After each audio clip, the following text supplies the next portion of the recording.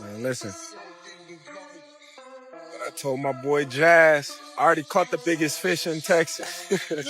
About to get out here and get it in. Y'all see the water. I know who the #1 fisherman is. Even big fish get caught. This lets me know right there that I'm a threat to him. I'm a threat to him. I'm a threat to his legacy. That kind of calm is scary to watch because it shows experience. You can see that he's been doing this for decades. You can see it with his shadow boxing. You can see it. Terence Crawford sent Canelo Alvarez a scary message in which he said that the boxer is not only trying to win, but also to ruin a reputation because he is sure of his speed and accuracy. Crawford added, "I'm a threat to him and his legacy." Crawford thinks Canelo won't be able to handle his style because he has never lost a fight and is very smart in the ring. That's not all. This is a warning shot to the best boxers. Excuses why he don't want to take a fight with me. If it's all about business, then you doing good business. If I'm easy work, I heard him say I'm easy work. If I was easy work, well, you would take all that money that he's offering you. But yet and still, he want $200 million for Benavidez, and he want $150 million to fight me. So that just lets me know right there that I'm a threat to him. I'm a threat to him. I'm a threat to his legacy, because it would be crazy for a guy that started at 135 to come all the way up to 168, your weight, no catch weight, no none of that, and dethrone you. So, he got that in the back of his head. This guy, for one, he's tough. For two, he's a boxer. He moves, he can punch, he can do it all. Even though Canelo Alvarez and Terence Crawford are very different sizes, boxing pro Sugar Ray Leonard said he thinks the smaller man still has a good chance.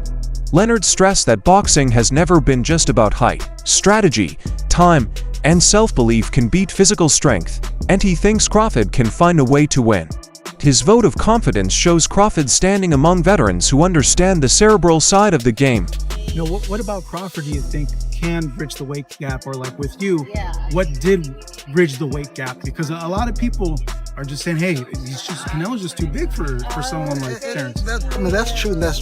But you know what? There's always a way. Put it that there's always a way. There's always a way to win. With the bout officially confirmed, observers are closely watching what promises to be an exciting battle of styles.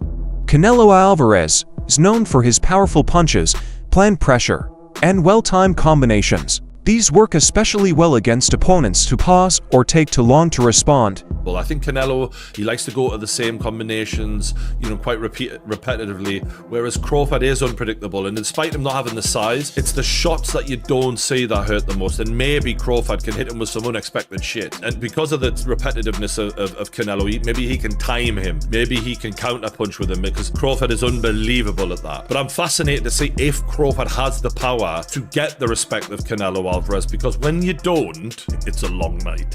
It's not nice. Like Crawford did well against Madrimov, and he won that fight for me quite clearly, but Madrimov was countering him. If you can counter the counter puncher, you can give them a lot of problems when they're not used to that, and Canelo can counter people really well. Terence Crawford counters with excellent movement, unusual angles, and a distinct ability to shift momentum in his benefit. Experts say that Crawford's best bet is to take the lead early and throw off Canelo's rhythm. If he fails to do so, Canelo's natural height and strength edge may wear him out during the fight. Still, Crawford's ability to switch up his moves, his quick reactions, and his knowledge of boxing put him in a good position to win. He has the ability to outperform Canelo if he stays disciplined and follows a precise game plan. The match is shaping up to be a true chess fight. And as great as Terence Crawford is, we've never seen him in there with someone with the power of Canelo Alvarez. This is a different world of power. And look, maybe Canelo doesn't throw as many shots as he used to, and maybe Crawford might look at that and go, you know what, I'm going to try and outpoint this guy, not get into a war with him, but just show my boxing, genius and outpoint him and outland him. That's possible. It is. This is why this is such a fascinating matchup, man. We've been treated to some amazing fights. Usyk Fury, for example, this is another one of those mega fights on Riyadh season. Again, I'm disappointed for Jake Paul, but I am happy for boxing fans because, my God, this is the treat of the year. Turki Alalshik, the Saudi man in charge of regional sports expansion, posed boldly between Crawford and Canelo, saying that their September fight will be an iconic event in modern boxing. His presence alone conveys the gravity of the event. By rallying behind both combatants, he raised the fight's recognition, establishing it not only as a huge event but also as a watershed moment in global boxing. His excitement mirrors the amount of hype and investment around this high-stakes encounter. All right, gentlemen, and fists up. Sounds good. Excellent. Great. Wonderful. Because we are true fighters. We are two fighters. True fighters. True, yeah, of course. No, not YouTuber fighters. Huh? Not YouTuber fighters. Yeah, of course. They need to talk and talk shit about the fight because they want to say something. The people know we are great fighters. They want to put a great fucking fight. Yeah. We don't need to talk I am sure in the end in the mid of September we will have one of the greatest fights ever happen in boxing, and I am sure of it. I am sure. Terence Crawford's rise to boxing's most difficult divisions has been nothing short of amazing. He has won titles in 3 weight classes and is undefeated, not via physical power, but through one of the most advanced skill sets in the sport. What distinguishes Crawford from many of his peers is his ability to read opponents in real time. His footwork, timing, and ability to change stances quickly make him an unpredictable and flexible opponent. He masters distance and pushes mistakes under constant pressure without being irresponsible. Crawford, on the other hand, he has been walking down his fighters, and people don't see that but me. For some reason, when I had that tape, people were screaming tap. And it's like David Evanesian, Errol Spence, Sean Porter, Gamboa, a Mean Machine. Even against Madrimov, the way he won the fight was by fighting. It wasn't Floyd Mayweather sticking. This guy has been too athletically gifted, and I mean explosive, hard punching, and too strong for his ops. When he's in orthodox, he boxes more. When he switches, he becomes a puncher. And now he's coming out southpaw. He ends you. He is not, you gotta watch him fight. He does do athletic things where his hands and his feet work together and he catches you for sure. But what he mostly do is he punishes and he bullies his op because he walks you down and whips your ass. He's an ass whip. Crawford does not seek knockouts. Rather, he manufactures them via methodical breakdowns, eventually shredding his opponents both mentally and physically. His boxing IQ allows him to make mid-round adjustments, changing the direction of fights with subtle tactical shifts. However, this cerebral and disciplined style sometimes goes unnoticed by casual onlookers who prefer more aggressive, showy fighters. Still, Crawford is viewed as one of the most complete fighters of his time by trainers, analysts, and seasoned experts alike. His domination is built not only on highlight reel moments, but also on steady execution of strategy and immaculate basics in a sport where adaptability wins championships. Crawford's talent is unquestionable. Crawford, on the other hand, he has been walking down his fighters, and people don't see that but me. For some reason, when I had that tape, people were screaming cat. And it's like David Evanesian, Errol Spence, Sean Porter, Gamboa, a Mean Machine. Even against Madrimov, the way he won the fight was by fighting. It wasn't Floyd Mayweather sticking. This guy has been too athletically gifted, and I mean explosive, hard punching, and too strong for his ops. When he's in orthodox, he boxes more. When he switches, he becomes a puncher. And now he's coming out southpaw. He ends you. He is not, you gotta watch him fight. He does do athletic things where his hands and his feet work together and he catches you for sure. But what he mostly do is he punishes and he bullies his op because he walks you down and whips your ass. He's an ass whip. According to Nika Ali Walsh, Crawford has been training with considerably heavier opponents to prepare for Canelo's strength and size in the ring. These training sessions are meant to prepare Crawford's body to absorb punches from naturally larger competitors while maintaining control during physical exchanges. It's a deliberate method to lessen the shock of size differential on fight night, rather than worrying the weight gap. Crawford appears to be enjoying it, honing his reflexes, balance, and resistance to what Canelo will bring. I think, you know, people are going to watch it, so it's an exciting matchup. And we have another mega fight, let's be honest, September. Canelo and Crawford, two guys Yes. you've been around, that you've trained with and things like that. Yes. Fight. You know, that fight, you know, everyone was siding towards Canelo. I would say it was like 80-20 people with Canelo before Canelo's last fight. But then after Canelo's last fight, it seems like it's more 50-50 now. So everything is just, the build up for that fight is just going to be absolutely magnetizing. Like that fight, it's garnered so much more buzz after Canelo's last fight. And, Bud is Bud. He's one of the greatest fighters in boxing history. He is one of the greatest fighters in boxing history. So it's going to be a fight. It's going to be awesome to watch. Have you sparred any of them? I haven't sparred Bud yet. I haven't been in Canelo's camp. I've met Canelo a few times. I love Canelo's team. Canelo's one of my favorite fighters. He's been my favorite fighter for the longest time. But, you know, I have to be Team Bud because me and Bud are cool. And I have so much belief in Bud. And I know who he is as a fighter. He is one of the greats. So he could do anything, you know, he wants. And being around both of them and seeing how they work and train and things like that, what makes both of them the fighters they are, in your opinion? I've watched Bud, so for Bud in particular, he's calm in everything he does, and that kind of calm is scary to watch because it shows experience. You can see that he's been doing this for decades. You can see it with his shadow boxing. You can see it. Moving up in weight does not imply that Terence Crawford will lose the identity that has made him one of boxing's most respected technicians. Pundits and trainers alike expect him to stay true to the foundation of his success: sharp footwork, excellent timing, and amazing counterpunching. Canelo Alvarez, known for his strength and ability to cut off the ring, will definitely apply constant pressure. Nevertheless, this is not a battle Crawford must win through pure force. If he tries to match Canelo's power recklessly, he risks being met with big counters from one of the sport's most efficient punchers. Crawford's biggest advantage is his ability to control tempo, generate angles, and frustrate Canelo with well-placed blows.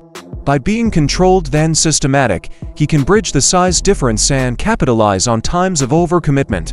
This fight will put his discipline to the test, not his might, and win will be determined by smart execution rather than aggression. How is Terence Crawford going to beat Canelo Alvarez? We need to talk about it. When we look at the guys who've had success with Canelo, we'll look at Bivol, we'll look at Golovkin, we'll look at Floyd, and we'll look at Lara. Yes, I'll throw Lara in there, why not? I think all these fights are absolutely irrelevant coming into this bout. Some of them are just dated, or some of these guys' style just cannot apply. For example, a guy in Lara. If Crawford wanted to fight how Lara fought Canelo, he would probably gas out in 7 rounds, or if he made it 12, he just wouldn't get that decision. It's that simple. Let's take a guy in Golovkin. Crawford just simply does not have the punching power, nor do I think he has the gas tank at 68. He's not a good enough puncher to try to fight Canelo like Golovkin. He doesn't have the physical traits even in the chin department. Then you have Floyd Mayweather. Well, both can have a bit of similarities. The speed, reflexes, technical prowess, IQ, timing, counterpunching, lateral movement. It's just too much from Floyd. I don't think Bud could take much from Floyd's game plan to implement it into his own success in September. And then you have Dimitri. The speed, the technical prowess, the IQ, the length is too much. So essentially, Terence Crawford is going to have to beat Canelo in a way that nobody has ever beaten him or gave him any issues in. I'm gonna tell you exactly how Crawford's gonna fight. He's gonna fight like his damn self. It's too late in his career to change up the game plan. It's too late in his career for him to want to change up the game plan coming to a fight of this magnitude with a style he's never fought before. That will be a recipe for disaster. He's gonna be more than likely off the back foot. He's gonna be looking for counter shots. And I think there will be a point in this fight where he's simply just trying to survive. I like Crawford. He's an amazing pound for pound fighter. a different animal at 168. This is one of the greatest of all time. I see win scenarios for him, but I don't see him being realistic. I can see him fighting off the back foot, using his speed, timing, and feet to stay away from Canelo, but that's very, very, very unlikely, damn near impossible. Kell Brook, a veteran fighter who has fought both Gennady Golovkin and Terence Crawford, gave a seasoned view on Canelo Alvarez's distinct threat. According to Brook, Canelo is more than simply a power puncher. He is a rare combination of strength, precision, and ring understanding.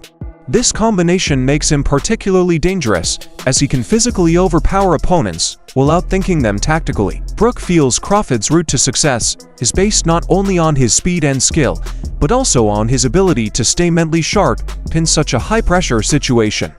Brook's one mistake in judgment could prove catastrophic. This isn't just a war of physical abilities, it's a chess match play at an elite level, when time, choices, and pose are more important than raw power to win. Crawford must match Canelo's skill, but also his tactical discipline and mental acuity, from start to end. You know, it's a wow. It's a wow fight, you know what I mean? It's two supreme athletes fighting against each other, but you've got to sway towards Canelo. Crawford's gonna have to, you know, move up, and you know, I knew when I boxed Golovkin, you know, there's a big difference, you know, especially with someone that, you know, fighting a middleweight, a mediocre world champion's okay, but when you're fighting someone like, you know, Canelo or Golovkin, it's a different kettle of fish, you know. I have to lean towards Canelo, but you know, Crawford's very, very, very good. You think Crawford's still got the legs? Obviously, he's very much got great IQ in the ring, but he's very much a good mover as well. Do you feel like he's still got the legs to be maybe outmoving Canelo if he needs to? Well, I don't know. You know, I think when we look back at Mayweather when he beat Canelo, he's a mover.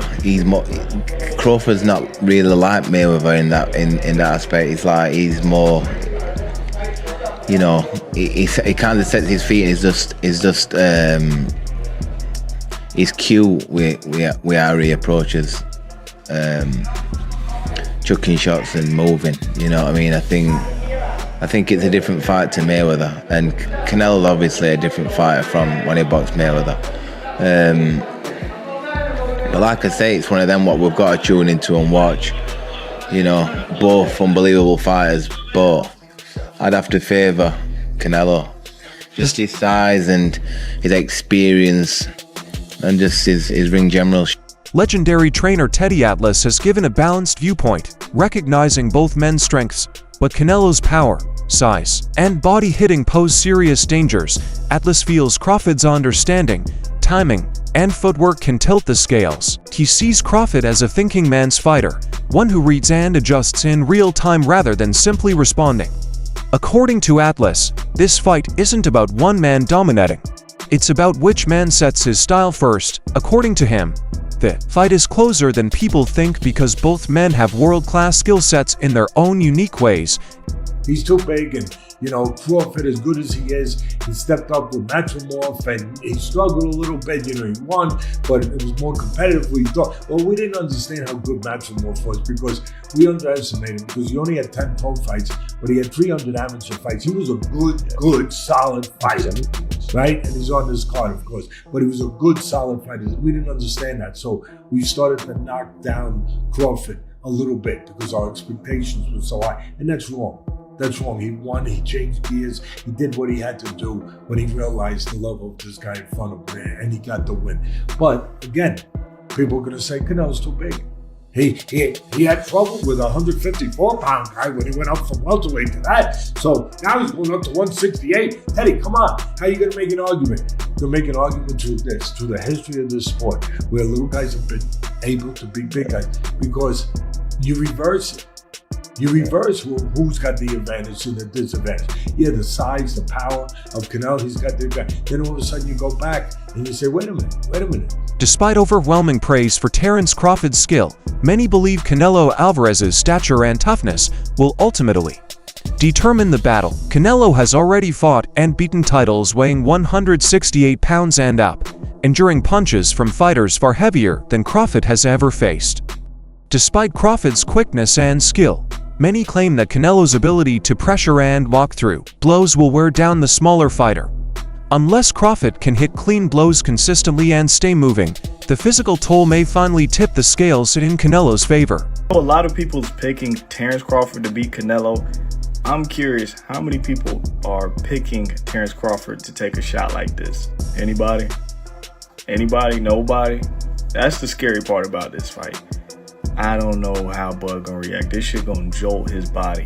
I think this could potentially end the fight immediately. I'm not gonna lie.